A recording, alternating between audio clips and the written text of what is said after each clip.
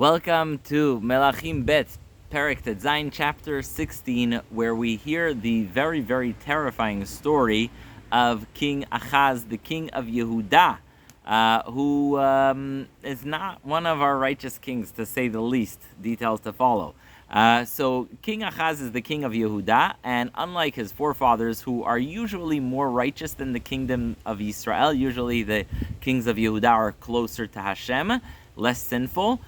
This guy is absolutely in the opposite direction. He is so vicious and evil that he takes his own child and brings him as a sacrifice to the Baal, as the people who worshipped Avodah Zarah. Then he passes his son for the Avodah Zarah, and he builds Avodah Zarah wherever he can in the kingdom of Yehuda. In his days, Ritzin Melech Aram, the king of Aram, and also the king of Israel, Pekach ben Remaliah, gang up on him and come to war. He's not going to give up easily. What he does is he sends a letter to the king of Ashur.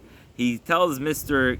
King of Ashur, Tiglat Pileser, he says to him, look, I'm being clobbered by the king Ritzin Melech Aram, by Pekach ben Remaliah of Israel.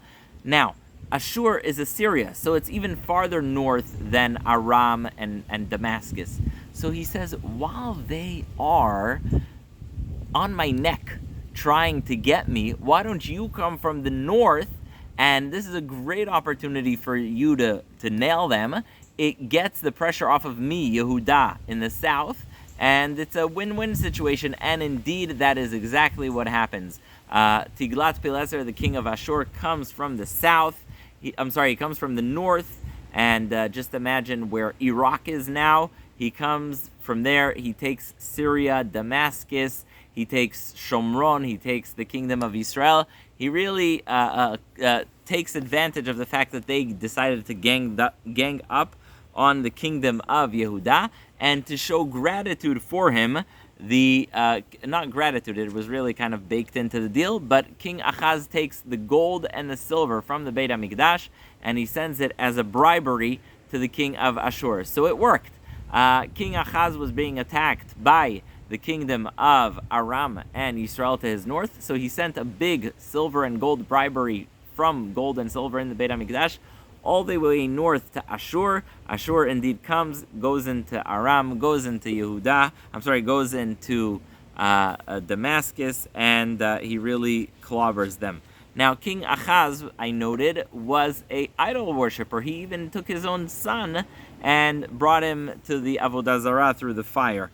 And so the king sees, the King Ahaz goes to some international ceremony in Damascus with the king who saved him, the Tiglat-Pileser, the king of Ashur, and he notices the way they build the Mizbech there for Avodah Zarah, and he gets jealous, and he's like, oh my gosh, this is the kind of Mizbech I want. And he tells Uriah HaKohen, he says, I want you to look very well at this Mizbech in Damascus, and I want to find favor in the eyes of the Assyrians. I want you to build me exactly the same kind of Mizbech in the Beit HaMikdash. Can you imagine that? Like, that's worse than the Greeks in many ways. Like, he's telling him, build a Mizbech of the kind that you see in Damascus, built by the king of Ashur, and build me that same Mizbech, the Avodah Zarah style version Mizbech, inside the Beit HaMikdash, in between the old Mizbeach and the entrance to the sanctuary where the menorah is. The chutzpah, the audacity, but he does that. And he brings all the korbanot there, and he tells the Kohen, Uriah Kohen, do everything there, make everything that is done in the Beit HaMikdash in this Avodah Zarah style, so much so that he actually dismantles a lot of the things that Shlomo built in the Beit HaMikdash, because he wants to redo it in a non-Jewish version. And so he removes the Yam Shel Shlomo, the part that Shlomo did that was used to wash the Kohanim's hands and feet. He removes Musach HaShabbat, something that helps people protect themselves for Shabbat. He just completely remodels the Beit HaMikdash in a very non-Jewish version, and he lives to the end of his life, and he's succeeded. This wicked King Ahaz is succeeded by Chizkiyahu. Spoiler for next chapter, It's not exactly karma. I don't think I would call it karma, but King Chizkiyahu, the son of the wicked Ahaz, is actually much, much more righteous. He's actually going to bring the Jewish people back to Hashem, to faith, and Bezrat Hashem, we're going to see that in chapter 17, perek Yud Zayin, with more information. Thank you for listening. I'll see you next chapter.